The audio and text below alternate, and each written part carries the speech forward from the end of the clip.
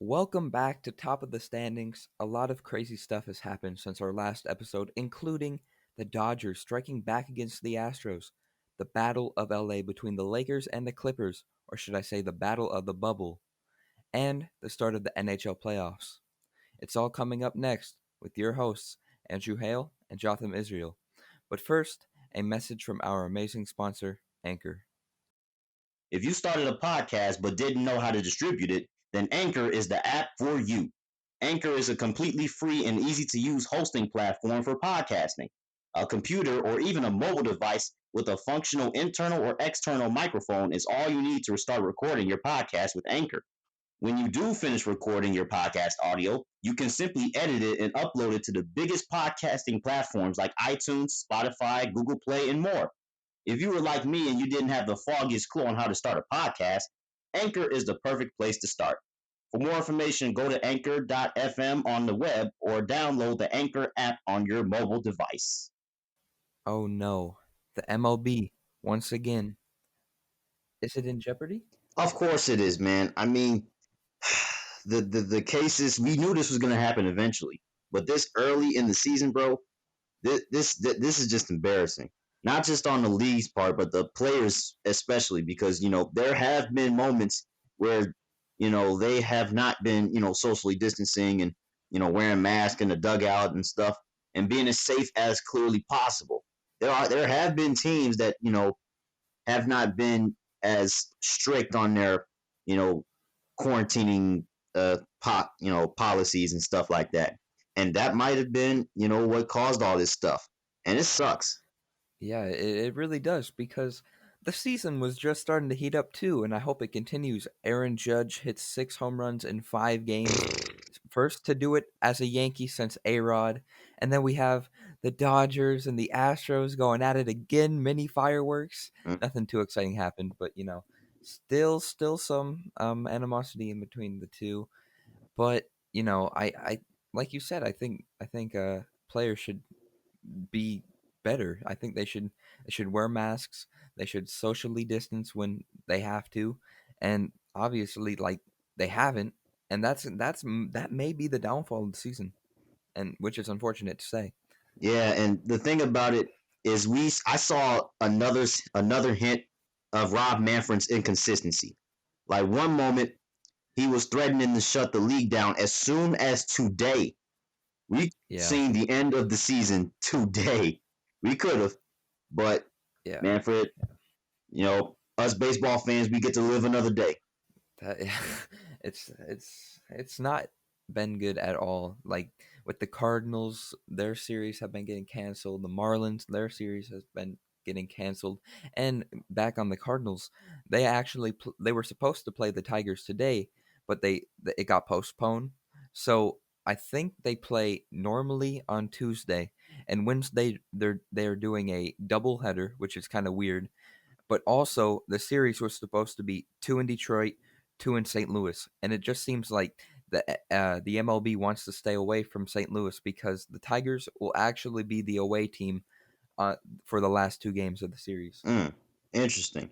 But the Cardinals, they're the first team in the Midwest to have this outbreak. It's been all East Coast, Phillies, um, Marlins. It's been those teams in the East Coast. But the Cardinals have started to bring it to the Midwest a little bit. And I think if anybody in the West um, has an outbreak, I think Manfred's going to really have a tough decision on his hands. Yeah, I agree. Because if there's been so many outbreaks, like you said, in the East, now in the Midwest, and if it does go to the West, yeah, there's probably no choice but to shut it down. Yeah, I mean, he separated the divisions for the sole purpose of keeping the outbreak away from other divisions. Yeah, and I mean, I hope it stays away, but like we said earlier, it's pretty inevitable at this point. Yeah, and another sign of doom might be when the networks that are broadcasting, MLB games like MLB Network and ESPN and TBS, they were told to look for alternative programming just in case the league shuts down. That is not a good sign at all. Yeah, when you see the headline as "told to prepare," for anything, that's not a good sign at all. Mm. Oh my gosh! But that's just another sign to show you that the MLB is looking like a really really dumb league compared to the others. Yes, Very, yes, they sure are. They sure are. and it's sad to see. Although the NFL is not that far away from them, we'll get to them later. But I mean, the MLB had so many swings and misses, literally, and it's Yeah, just it's embarrassing on their part. The postponed series, the jagged season, it it's just not looking good. I mean, we're gonna obviously keep watching baseball while we can, of course, because we don't even know how long this is gonna go. It feels like we're already in the midst of the 60-game season, but it's only been what 2 weeks, man. yeah. It's crazy. I mean, like we said, we hope the season is able to continue, but if there are multiple outbreaks again, I think the best bet would to be to shut down the season for sure. Yeah, that's the only direction we can go. But I'm gonna bring some light into this MLB situation with the baseball that has been played. I mean, we're seeing some interesting stuff out here, man. I mean, the Cubs are leading the NL Central. We got we actually have a race in the AL Central. A race. It is a race. Yeah. That whew, Yeah, who would have thought? Who would have thought? yeah, and who also would have thought that the only team that would really be out it is the Royals. Yeah. Yeah, that's that I would have never thought this. This is crazy. Yeah, hey, I'm not complaining. I mean, and ever since I was like, the Sox, are they getting a little overhyped? I mean, I hope they're not getting overhyped. Ever since I said that, bro, they haven't lost since. 4 straight wins. They went from 1-4 to 5-4, and they're second in the AL Central behind the Twins. Good, and I mean, good turnaround. This one guy on the roster, he went 4 for 5 against Kansas City. I was like, oh, okay, okay. Mm. Mm. And then this guy, Luis Robert, one of our top prospects, he's been hitting really really good as of late. And I'm just like, mm, I mean, we're winning, and we got some young guys that are stepping up, and it's a different guy every time. And I'm just like, this this Sox team is interesting to say the least. Yeah, when you see different players having success, that means that the team usually is pretty good because to be successful, you have to have everyone performing at almost the same pace. If you don't, then you're not going to be good. But like you said, if multiple players are performing well, hey, the White Sox could go pretty far. Yeah, I agree. And hey, with how this season's going, and with the lack of fans, and lack of adversity when you're doing road playoff games. I mean, you never know, and that goes for wild card teams too. We can't be surprised to see a wild card team make a run, especially Yeah, I now. mean, obviously, we've said this in the past two episodes. Anything can happen in a 60-game season. So if we do see a wild card team like the Nationals last year, I would not be surprised one bit. You can't be, because this is the state of the MLB right now. But what's also crazy, and I'm gonna go to the AL East now. Who would have thought that we would be able to say this late into the season that the only other team outside of the Yankees in the AL East with a winning record is the Baltimore Orioles? Absolutely no one. No one. The No one. Not Orioles. one person would pick the Orioles to even do somewhat decent. No one. That like the Orioles. It's the Orioles. They haven't been successful since probably 2014, and they had the first pick 2 years ago. So for them to be behind the Yankees is pretty impressive. Yeah, and the Red Sox at the bottom too. That the AL East is just weird. It, I'm just gonna say that yeah, right now. The yeah. AL East is weird. It always seems to be a little bit weird though. We saw Tampa Bay make the playoffs last year. The Red Sox struggle a lot. Like this is Yeah, I crazy. I have no words. And Tampa Bay, they were 4-1. Then they lost their last five. Now they're fourth in the division. I'm like, yikes! Yeah. Like, teams can make runs really quickly. They can turn it around really quickly. Yeah, they sure can. And that's I guess that's just like you said earlier, the state that we're in. Like we've seen teams like you said the White Sox. they started off poorly. Now they're 5-4. Like a lot of teams have been making a lot of runs in the Mm-hmm. season so far. And speaking of runs, I want to see if somebody can take the AL West from the Houston Astros, because there have been some teams, in the AL West that have given the Astros a run for their money. I mean, I saw potential in the Angels. Yeah, the Rangers aren't exactly there yet, although they have a beautiful new ballpark. They sure do. The Mariners, uh, they might be up to those great start, bad finish type seasons. Yeah. Um, but the Athletics, they're doing a really good job too. I mean, they're tied for first in the AL West. Actually, both the A's and the Astros are 5-4, and with the Astros, getting 2 games swept by the Dodgers, that's kind of set them back. And wow, what an emotional series that was, huh? Yeah.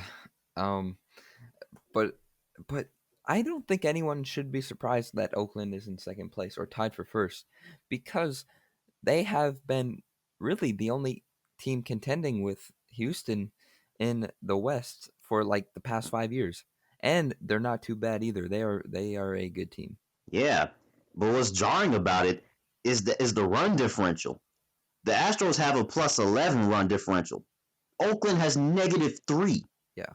So that's very impressive. Yeah, it is very impressive. I will say that. And it's also crazy because I mean, sometimes stats can be so deceiving. Going to the National League, stats can be so deceiving sometimes, because the LA Dodgers, okay, they're 7-3 and they have a +30 run differential through 10 games. Yet somebody else still is tied for first in the NL West. What? Hey, MLB. Actually, we can call both respective West divisions the Wild Wild West, because that's exactly what it is. Exactly.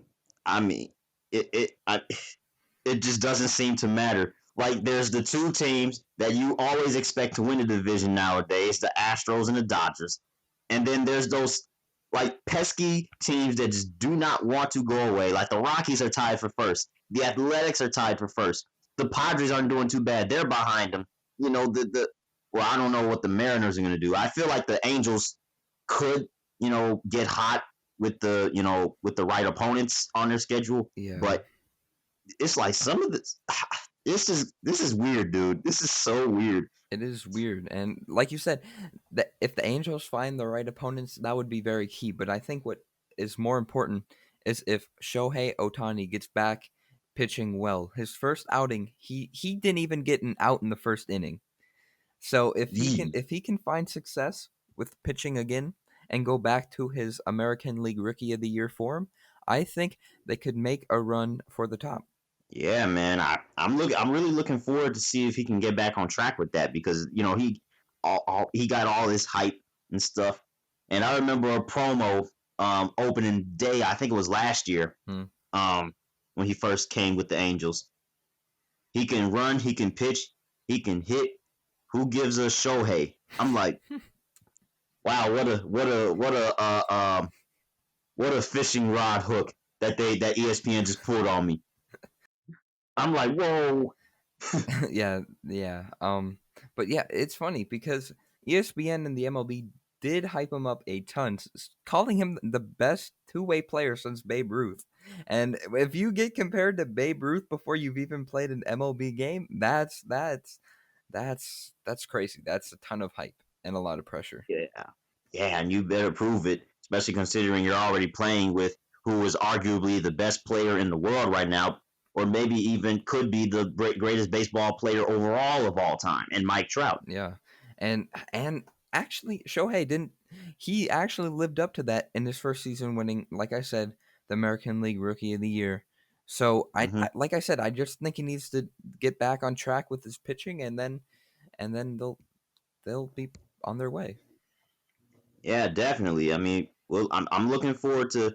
I wish I could watch more Angels games though, man, Yeah, because me West too. Coast. But yeah, they have a big series coming up against the Mariners, and I say that's big because you know they're both at kind of the near bottom of their division. Hmm. So if somebody gets swept, that would be detrimental. But for the team that sweeps, you're right back in the race with the Astros and the Athletics. Yeah.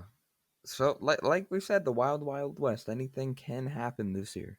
Yeah, definitely. And that doesn't just go for the MLB though. How about the NBA, man? We've seen some intense excitement, close games, left, right, up, down, backward, forward, whatever 3D dimension you want to call. It's been close games everywhere, dude. Yeah, especially on opening night, we had the Pelicans versus the Jazz, and honestly, the Pelicans probably should have made a three for the buzzer beater at the end of the game. It was a close game, again, one score game, and right after that, Lakers versus Clippers, opening night once again, another very close game. Mm-hmm. And this time, it was actually closer than the first Lakers Clippers opening night. Yeah, This was intense. That was an intense game, and we didn't even see the key pieces from the Clippers like Lou Williams. I mean, hey, we haven't even seen these teams at their full strength. What happens when they are going crazy, and we do see fully healthy and loaded rosters? That's going to be crazy to watch. Oh my gosh. yeah, and even though some players have opted out of the restart, these teams are still stacked. Don't get it wrong. Like these Mm-hmm. teams could still easily make a run for a finals championship. Yeah, definitely. And then you'll open the night, like, dude, two games, both decided by 2 points, and could have been altered with a game-winning three-pointer at the buzzer. Yeah, that You would can't get that's more exciting intense. than that. That is Yeah, intense. yeah, dude, that is very, very intense. And then the next day, they didn't even disappoint. They went from close games to absolute Texas-style shootouts. Did you hear about the record that the NBA set? Yes, 128.3 points per game that day, that respective day. That's insane. That's the That's a that's oh that's my crazy. gosh. That's a record for a 5+ game slate. You know how insane that is? I mean, I understand there's high scoring, games in our day and age because we shoot three pointers a lot in this generation. But dude, 128 points per game throughout the league, not just with two teams and one game. We're talking about a 5+ game slate in one day. That is crazy. Yeah, and what's even crazier, the lowest amount of points a team scored was 112. 112.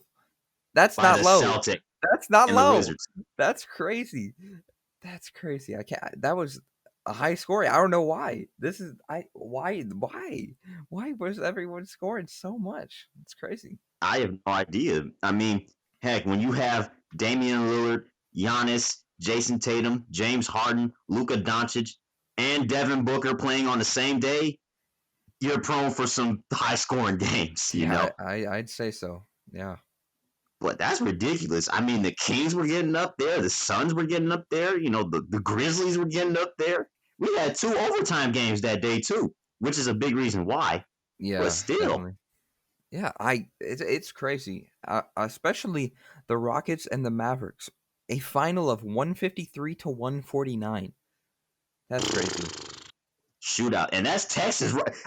I just thought about. I did say Texas style shootout, and those two teams, the highest scoring games, came from two teams from Texas. You sure Oh did. my god, That's funny. That's funny. I didn't even realize that. I promise you, that was not, when I said Texas style shootout, that was not intentional. I was just saying Texas style shootout because Texas. That's literally all. That's literally the only reason I said that. I had completely forgot that the two teams that were the highest scoring game in the day was from Houston and Dallas. That's funny. Oh man, add that to the list of coincidences. Yes, that added. Yeah, dude. But I mean, outside of that, the first 2 days of NBA coming back. I mean, it's been the playoff races has been closer, and we've seen a team clinch. The Mavericks. Well, we already knew the Mavericks were going to basically get in because the AC is so far away from them. We already knew that the Mavericks were going to get in, but they clinched the playoff spot. The Mavericks. Mm, Um, they're literally 7 games ahead of the AC the Grizzlies, which the Grizzlies have been kind of uh, hibernating. They're getting kind of cold. They've lost their last three, and the Spurs, the Pelicans, and the Blazers are hot on their heels. And the Suns and the Kings aren't really out of it either. They're only 4 games behind um, the Grizzlies, and actually, it's a closer race than you think. The Suns are, last in the West bubble. They are 28 and 39. But the the San Antonio Spurs are that 9 seed, and as you know, the 9 seed will get a play-in date with the 8 seed, and you know whoever wins that game gets a date with the number 1 seed. mm. As we know that, but the Spurs and the Suns are only 2 games apart. Yeah, that's actually that sentence right there. Who it's 2020. I guess I shouldn't be surprised. It's 2020. But the Suns, like you said, I think they can make a run. I do. They have a solid team. But hey, any Portland's there. Obviously, the NBA wants Zion to be in the playoffs. That's the only reason they expanded it. Um, the Kings have looked pretty good. Anything can happen again. Wild Wild West. hmm Memphis just I guess they need to continue. They need to continue playing well. John Morant needs to go back to his probably rookie of the year form. We'll see. Yeah, But yeah, they definitely need to play better for sure to maintain that eighth spot. yeah, definitely. But even if the Grizzlies do hang on to the A spot on going into that playing game, they're going to have to play that game Yeah. playing game. And it's inevitable right now because there's no way that you're going to have 5 teams on your heels and there's going to be no playing game. For a playing game to happen, the 9 seed would need to be at the most 4 games behind the A seed. Yeah. Well, Andrew, if Memphis and Phoenix, now Memphis is the AC. Phoenix is in last place in the bubble. If those 2 teams are, you know, satisfying that 4 game threshold, there's no way the teams in between are going to, fall out. There's no way all 5 of these teams are going to fall out to the point where the Grizzlies can just have that date with the Lakers, presumably. Yeah. Yeah, it's pretty crazy. That's the West, Yeah, and it that's sure is. 2020. Sure is 2020 West, Wild Wild West. Crazy. Yeah, definitely. You can't really say the same about the East because the playoff, slate has been, basically set. We know the 8 teams that are going to be in the playoffs because the Wizards are 7 games behind the Nets and they only have 6 games left to play. So they're out. Yeah. The Wizards are out. They're basically just playing spoiler. But the only thing, I mean, the Magic and the Nets, they're basically fighting for the 7 seed and a trip away from Giannis, basically. I think any team that has to face Giannis will be will be shut down easily. I don't see anyone beating the Bucks. But hey, we might get a rematch from last year. Magic Raptors. How would you feel about that? I feel really sad. I feel really satisfied about that because the Magic being my favorite team in the league and the Raptors being right there next to them. I really respect the two franchises. I love both of their fan bases. Both of the teams have had some really good looks. Good. I really love both of their uniforms. Um, it's really cool to see how these 2 teams could possibly meet in the playoffs again. And with no Raptors, with the Raptors not having home field advantage, I mean, I think the Magic might have a better chance this year. But only thing is, Jonathan Isaac tore his Yeah. ACL, Yeah. which Definitely their sucks. best defensive player too. So he would probably be guarding Pascal Siakam, and as we saw last year in the finals, if Pascal Siakam is not guarded, they are going to be very successful. Yeah, they don't call him Spicy P for no reason, Yeah. especially after that finals. Yes. Top But 30. hey, we saw the Magic go against the Raptors, and we saw the Magic steal game one. So in a Mm-hmm. neutral environment, I think they could steal more than one game.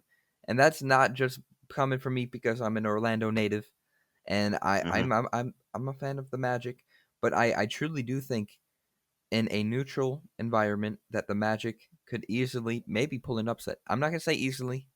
I'm gonna say possibly. Yeah, that's the perfect way to put it. Because I mean, although this is another thing that might factor into it. Because with the NBA, they did their own little setup to try to replace the lack of fans. You're having virtual fans. That's crazy. Yeah, It's much better than what the MLB is doing with the cardboard cutouts because that has no life in them. that is true. And it's funny, we have seen a few notable players in the stands. We've seen Paul Pierce. We've seen Paul Pierce. We've seen like I think Dirk was there one game. It's funny. Jason Tatum's son, Yeah, I think Chris Chris Paul's Paul's son. son. Yeah, it's funny just trying to pick out some of the former players and people in the crowd. Yeah, that it's awesome to see. I mean, we knew Paul Pierce was gonna pop out because he's been popping out at Celtics games for I don't know how long. Yeah, yeah. But yeah, it's very satisfying to see. Um, but as for the rest of the East, I mean, we know the Magic and the Nets are basically fighting for the seventh spot. Hmm. Let me see about these Indiana Pacers because I don't know where they'll end up. I mean, yeah, they're at 5 right now, but I could very well see them jumping the Heat. I could very well see them keeping that 5 spot, and I could very well see the Sixers jumping them and the Pacers dropping to 6. I do not Oh know, yeah, but what I've seen from T.J. Warren, that boy dropped 53. Of all the players to drop the, oh my gosh, bro, of all the players to be the first to drop 50 plus in the bubble, it was T.J. Warren. yeah. I was just about to say the exact same thing. Who would have thought T.J. Warren would be the first player? Not Damian Lillard, not Luca, not Zion, not LeBron, not AD, but Not PG. not PG, not Kawhi, but TJ Warren. That's that. Who would have thought? Who would have thought? They caught me off guard, and especially considering it was a close game too. Like they needed every single last of those 53. Yeah, they did. Oh my gosh! And that was a masterful, beautiful game for the Pacers. Maybe I mean I didn't watch the full game because I don't think it was available for us. But dude, Mhm. I mean, that was a really, really, really good win for the Pacers because they got a win over the team that they're basically fighting for perennially for that 5 spot or above. Yeah, yeah. It's gonna be close, but I know someone's definitely salty about TJ Warren. The Phoenix Suns. Oh yeah, The Phoenix Suns traded TJ Warren to the Pacers for cap space, cash. for cash. Well, Oh man. well, TJ Warren definitely cashed out. He definitely did. 53. That's crazy. Okay, that was good. That was good. You like that? Oh my god. Yeah, yeah, dude. That was good. But seriously, dude, that's salty because I thought there were two things that people really needed to take a look at this. Number one, obviously, you said the Phoenix Suns just gave him away for cash, and he drops 53 on the Sixers. That's one thing. But another thing is that they were down going into the fourth quarter, and Joel Embiid dropped 41. Yeah, yeah. If you drop 41 in the loss, I wouldn't be too happy either. So that, Joel had 41 and 21 for crying out loud. yeah, he definitely should be salty, and I think we saw him salty in the huddle. It's Oh crazy. yeah, definitely, dude. That's as salty as you could get, dude. Because it's like I have 41 points, 21 rebounds, and we still lost by 6. Yeah, that's just tough luck. I mean, all credit to TJ Warren. Like if you are Oh, able definitely. to drop 53 and have an opponent drop 41 and 21, that's impressive. and you win Yeah. too. That's impressive for sure. hmm And that, like I said, man, that was a big win for the Pacers. You know, they could very well. I mean, hey, teams, have had a relatively, schedules are varied, and teams are, it's really depending on it. But the Pacers have a relatively easy, schedule compared to most others. Like their next two games are against the Magic and the Suns. What a Yeah, reunion that will be for TJ Warren. Those are two very winnable games. yeah, um, yeah. They are, and we said this earlier, but they could easily jump up past the Heat. Yeah, and they have not one but two games against the Heat. Ooh, Next week, two those are games against the big Heat. games. Big games.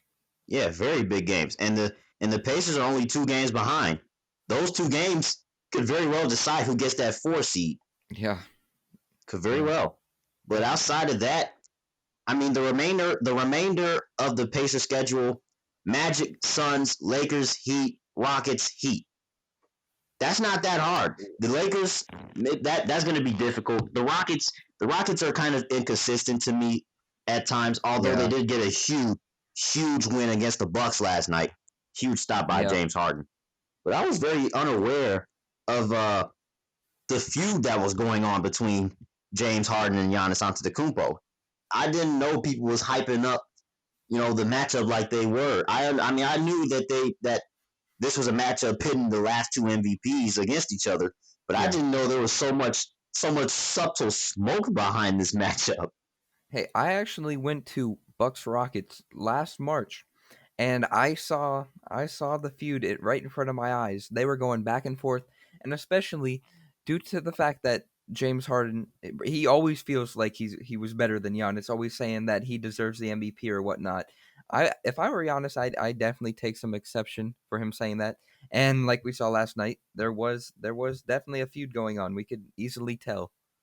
What a juicy matchup that was, and that could very well be a finals preview. Yeah, definitely. I would not be surprised. Yeah, I mean, hey, anybody can come out the West at this point, Yeah. but I mean, we'll have to wait and see. The Western Conference playoffs is going like I've been saying this all year long, ever since the Golden State dynasty really got stopped on its tracks.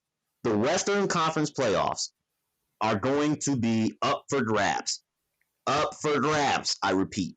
Yeah, it's crazy because this year we've seen the Lakers have some very inconsistent losses. Like Mm-hmm. they've had some very bad losses, and I would not be surprised to see them getting knocked out first round. I'm gonna say this here first. Ooh. On top of the standings, you heard it here first. The Lakers could easily go out first round. Yeah, I'm definitely clipping this if that happens. Yeah, now they're about to win the finals. Great. Well, you never know. The power of jinxing is very eminent between us. Dude, I have not had good luck with I don't think I've predictions. had either. Well, actually, I think I might have had a little bit of luck sometimes, but I think the bad ones outshine the good ones. Yeah, But yeah, I mean, same with me too. Actually, no, I'm not going to say that. I did predict in our school newspaper that LSU was going to choke. win the national championship.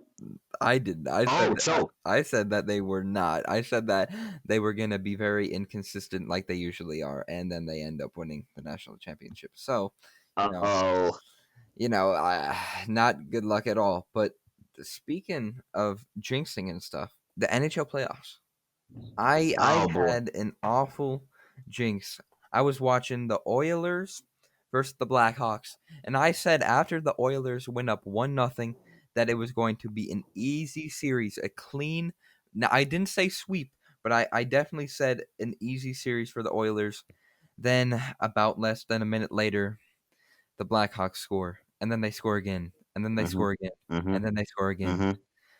So I did poorly jinx the Oilers, and Yeah. I have not had good luck so far. Yeah. That was a it's like they heard you all the way from Edmonton. It was like. Oh my! Like I do not like the Blackhawks. Next 7 minutes pass. Here comes 4 goals in the same period. Definitely Wow. not my best prediction slash jinx. Yeah, and the Oilers tried to make it a game. I mean, they were down 6-2 going into the third period. They put up two in the third to cut the lead at two. But I mean, obviously, too little, too late. That first period absolutely just destroyed the Oilers. Yeah, it sure did. But on to the rest of the playoffs. Who do you think Oh has been yeah, playing definitely. playing the best so far?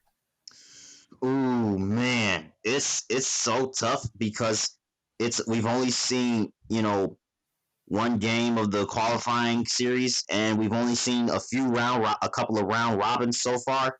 But I will say this: I really do like what I'm seeing out of the Flyers. Oh yeah, I really like definitely. what I'm I'd seeing out say of the so. Flyers. For Yeah, that. me, I'd say Carolina.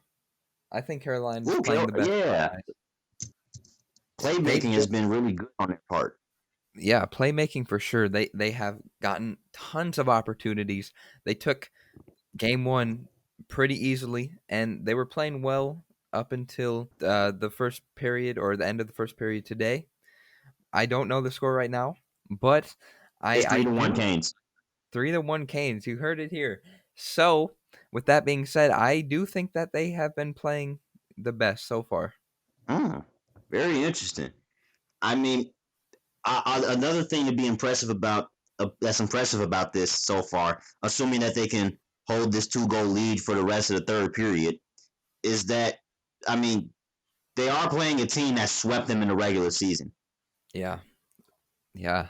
I So, mean, playoffs and regular season is a whole different animal. Both totally different mhm. environments, especially with no fans, and we'll get to that in a few minutes. But I see a lot of potential in the Hurricanes. The Rangers, like you said, they swept the Hurricanes in the regular season. I don't see them doing that in the playoffs, though. Knock on wood. Hey, I'm not gonna jinx it this time. I'm not gonna jinx it this time, but I do think the Hurricanes will get past the Rangers. Next week, we're gonna see the Rangers in the second round. Don't yeah, I'm very confident. Yeah. But if we don't win this series, I'm clipping this too, and I am going to be haunted for the rest of the summer. I would be again. I would be like 0-3 at this point for predictions. Oh my gosh. But I mean, hey, that's not too bad considering what's going on in the rest of the league. I mean, we've seen some upsets, man. The Canadians over the Penguins. How about that game? Yeah, that was a very exciting game, especially in overtime. I didn't watch the first uh 2.5 periods, but I did see the end of the third and the overtime period. But it was a very exciting game. Both goaltenders playing spectacular. Both it was Mm-hmm. just very intense the entire time. No one was letting up at all. Oh, definitely. And his name is Jeff. Man, I didn't expect him to. I didn't expect that man Jeff Petrie to hit a shot like that. I mean, it was just so like out the blue. Like I did not Yeah, see it coming. I didn't either.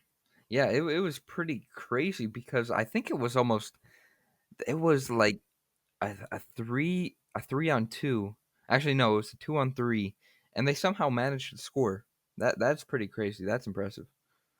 Yeah, I was shell shocked a little bit because like it was a funky bounce Yeah, it was a funky bounce in the middle of that, and Petrie just took it, sidestepped, and fired. And I was like, "Whoa, what?" And I hear the broadcaster going crazy. He scores, Jeff Petrie. I'm like, "Wait, what? yeah, What's happened?" it was a very impressive shot. Yes, it always surprises me how hockey players know the instant that they score, they just go into full celebratory mode. Yeah, they Like go as into the soon as they, corner, and everyone yeah, jumps on them. it's such a quick transition because like 1 second it's all serious and you don't know if you don't know where the shot's gonna go. The next second you're skating in the corner, one legged, stick in the air, some type of famous hockey celebration, and Yeah, now the benches are emptying in on you. It's just yeah. like that is so unexpected. Yeah, I love seeing it too. I definitely think hockey celebrations are definitely the most unique celebrations from any sport for sure. Yeah, definitely. But I know Winnipeg is not celebrating, especially after the Scheifele injury. Yeah, I mean, we bad blood already. Not even 2 games in, and there's coaches are talking trash back and forth. The Jets coach says that Tuchuk's hit on Scheifele was very filthy and disgusting, and he called it intentional. Mm, So with that, well, if another coach, if the opposing coach calls out a player on the other team, and he says that his hmm hit was intentional, that's bad blood right there. That's when you know Yeah. that things are going to heat up for the rest of the series. Yeah, then a fight happened right after Yeah, there. That just goes to show signs of continuation of this bad blood. And I would have expected to see this stuff from Oilers Flames, not Jets Flames. yeah, But hey, I will take it. yeah, I mean, bad blood can happen in an instant. Yeah, it sure can. Just like in an instant, one hit, and then the rest of the series changed with a different demeanor from both teams. hmm I will say the first day was a very good appetizer. I mean, I'm gonna lie to you, Panthers Islanders, off the top of my head, it doesn't really sound all that exciting, Yeah, but I mean, hey, the visual approach that the NHL took to the arenas really helps out with all of its games. dude, I really am a fan of Edmonton's arena.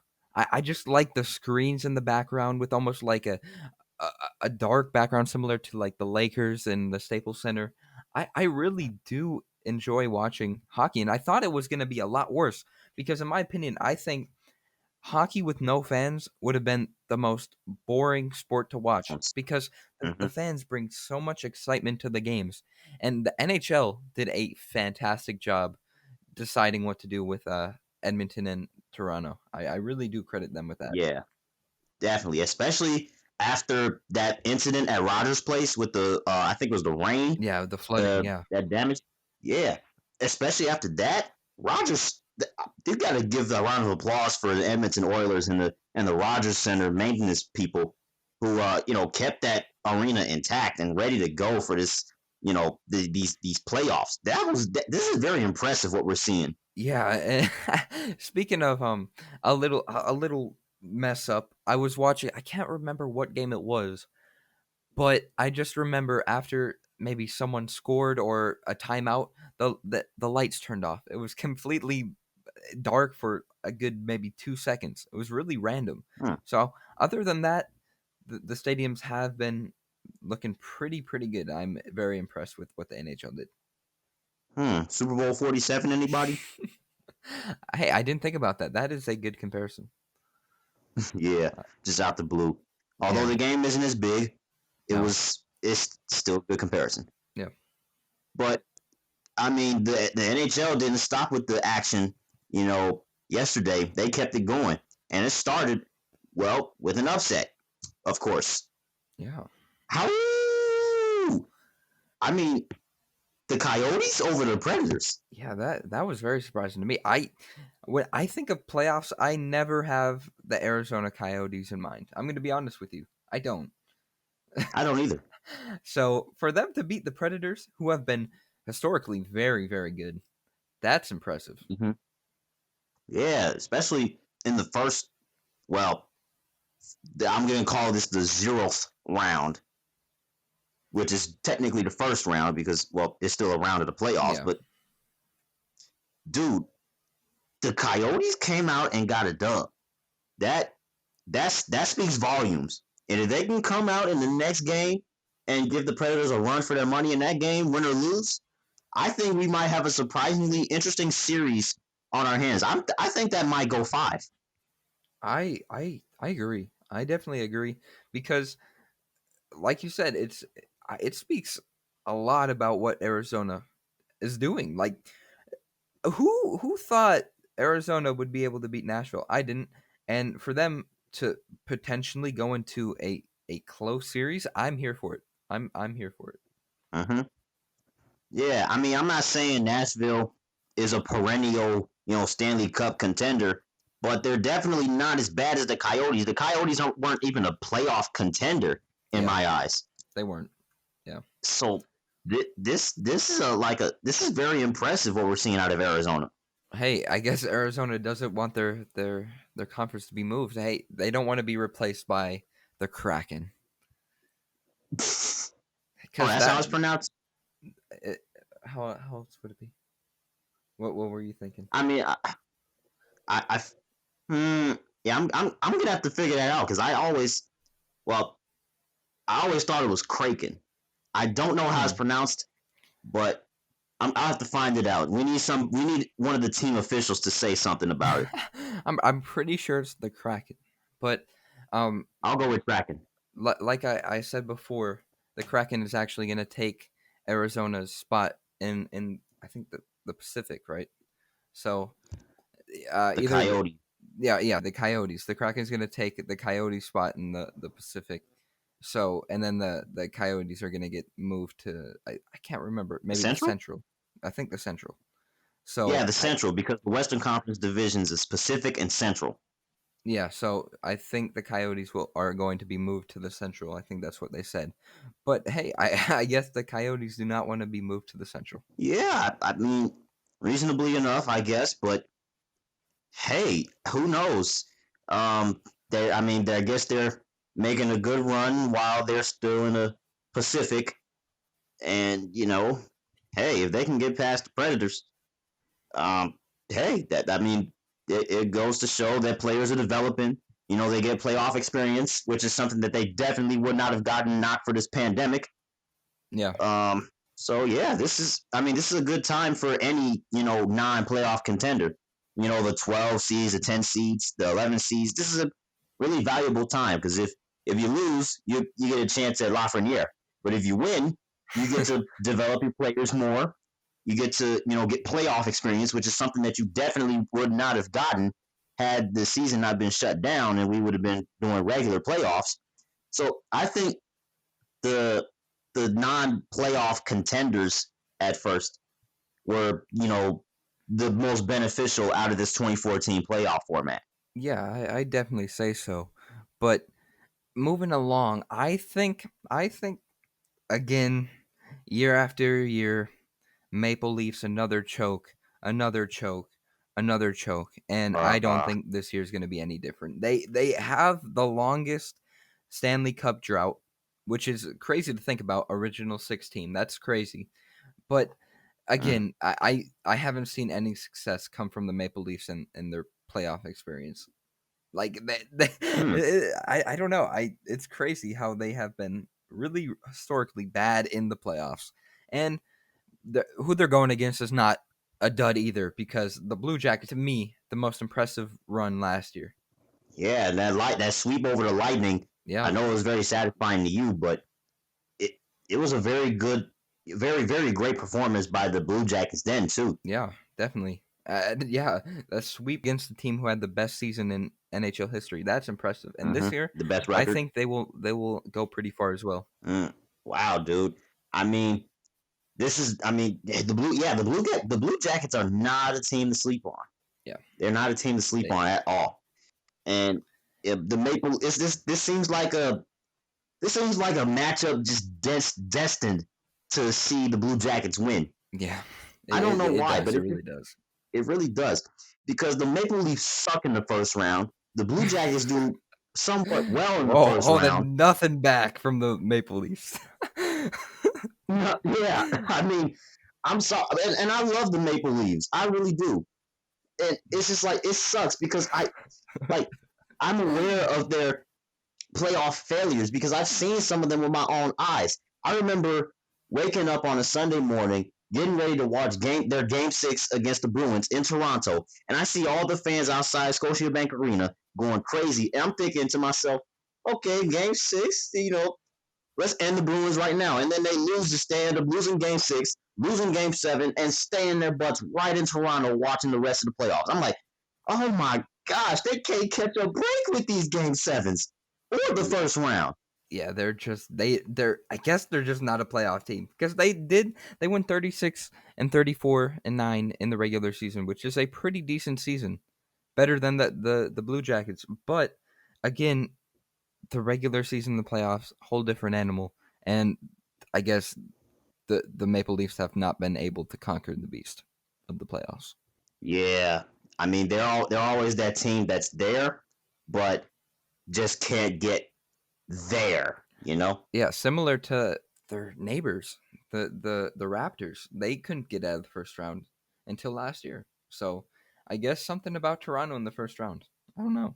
Yeah, not just hockey, I guess. Yeah. But you mentioned to me earlier how the Wild and the Canucks, has some interesting stuff going on. Yeah, I was surprised. I didn't think there was going to be that much bad blood, but a minute and 18 seconds into the game, a fight, which is kind of random. I didn't know the Wild and the Canucks had any bad blood whatsoever, but I guess Yeah. that playoff energy just they brought it. They brought it. Mm. Yeah, it very well. Like Minnesota and Vancouver, that doesn't sound like a rivalry ish, you know, thing when it comes to the cities, especially. But Yeah, I mean, I mean, hey, yeah, it's crazy. I mean, like it's crazy. the score was 3-0, which is it was 2-0, a three an open goal, open net goal at the end. But it was funny because I was like, okay, obviously there's bad blood in the game, but a Canucks player actually tried to get into it with a Wild player at like 5 seconds left in the game. He tried to drop the gloves. The Wild player was not going for it, and the Canucks player got ejected. So through the beginning of the game to the end of the game, there was some type of animosity between the two. It's kind of funny. I'm here for Yeah, it though. very I'm ill. here for it though. Oh yeah, we're always welcome to a new rivalry to our attention. Always welcome. But dude, I mean, the action is not gonna stop. It's going on right now as we speak. You know, Yeah. the Hurricanes and the Rangers, they're playing right now as we speak. I mean, Hurricanes up 3-1 going into the third period. Um, so the action is not going to stop. But after that, Jets Flames game 2. Then we get to see our first doses of the Capitals, Lightning, Stars, and Golden Knights. Dude, I'm looking forward to that. Oh yeah, Golden Knights and Stars. I think that will be a fantastic series. But personally, I'm rooting for the Golden Knights. I've always been a fan of them since they've came into the league, and I think they got robbed last year. But we're not going to speak on that now. It's a oh different season. But the Golden Knights, I'm very very excited to see them in the playoffs once again. yeah. I mean, I like to see teams that are new to the league introduce themselves with a loud voice. And that's I exactly like it. what they did. hmm And hopefully that they're gonna get a real test with the Stars, man. Yeah. Although, I mean, I'm really excited because I don't know too much about the Dallas Stars. I haven't been able to watch too many Stars games before they started making the playoffs and stuff and started being really really good. So I'm excited to see what the Mean Green Stars can do. Yeah, I mean they were not too bad in the regular season. 37, 32, and 8. That's a good season. Yeah, 82 points. That's not bad. That's not bad. Especially when you had like 10, 12 more games to go. Yeah, yeah, that is impressive. And like I think a lot of people will, like you said, a lot of people will be introduced to the Stars and how good they are. hmm Should be. I mean, I hope they got their popcorn ready because I mean I feel like Golden Knight Stars is going to be probably the most interesting round robin matchup. Yeah, I I really feel do. like 50-50. That's up in the air for sure. Yeah, I have no idea who will win that matchup. I mean I really don't. It's going to be exciting nonetheless. Yeah. And by this time next week, this qualifying round will be over, and the 16 teams will be set and stuff. Hey, with that being said, let's talk about our predictions. We said last year, after we watched the first few games, we'd be able to predict who is the Stanley Cup champion. So I think that's what we should do now. Okay, cool. This is a tough prediction. I I'd like to pick a sleeper. I think I might go. Hurricanes. I'm gonna say it. I'm gonna say it. I know you're a big fan of the Hurricanes, and I'm a big fan of what I've seen so far. They have looked like the best team for by far, in my opinion. But we also have to wait for the Golden Knights, the Capitals, and the rest of the teams playing in the round robin. But I'm without seeing the Golden Knights and the Stars and the Capitals and the Lightning. I'm still gonna go with the Hurricanes. I feel like the Hurricanes could easily make a run to the top. Oh, wow. Wow. I did not see that coming. I I probably didn't see it yeah coming. I wouldn't have said it if they didn't play so outstanding in the first two games. Interesting. Oh man, this like you said, man, this is a tough, tough decision. Oh boy. Um, I'm really liking what the Flyers are doing. I Okay, really do. I feel like the Flyers are going to make that run. I I really like do. yeah. They went They 41 and 28 and 7. That's good. That's really good. Yeah, and they just. I'm not gonna say that they're just a automatic Stanley Cup contender just because they beat the Bruins, but I feel like they are really exactly what I just said, a Stanley Cup contender.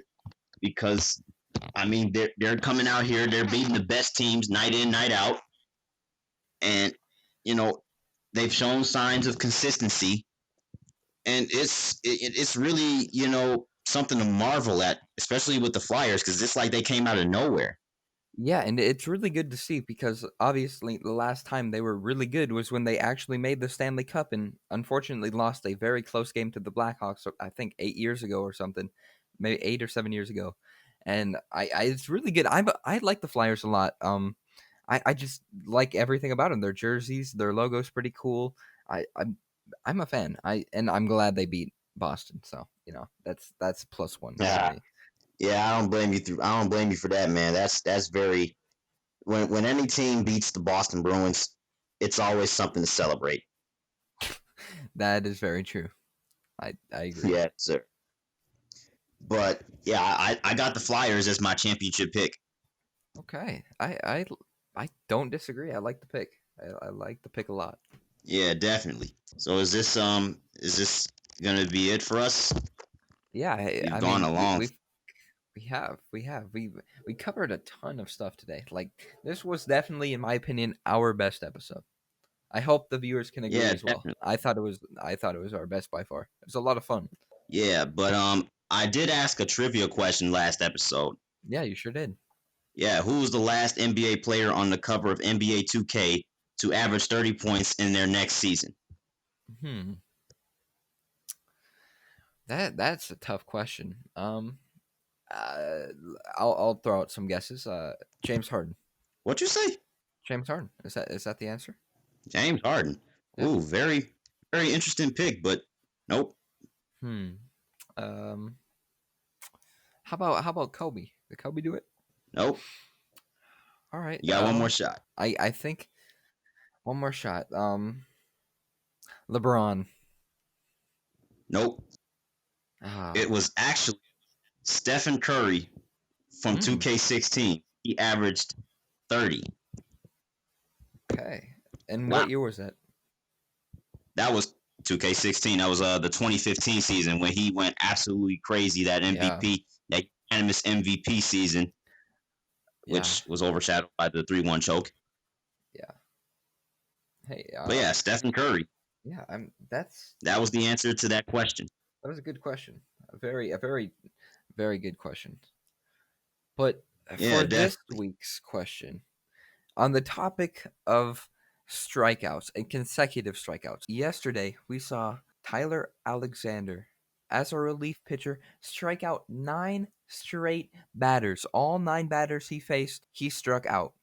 But he did not break the MLB record with consecutive strikeouts. Aw. He tied the American League record, but he did not break the MLB record. So, my trivia question is, who has the MLB record with 10 straight strikeouts? And I'm going to ask a bonus question as well. Okay. What team did this pitcher strike out 10 straight batters against? So what team did this pitcher face, right? And in what year?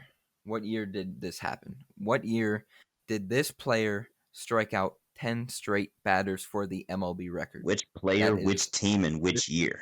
yes, and that is this week's trivia question. It is very difficult. I'm going to say as a hint, it did not happen in this decade, and it did not happen last decade. So somewhere in the 1900s. Oh boy, Very I feel broad. like I'm gonna Very broad.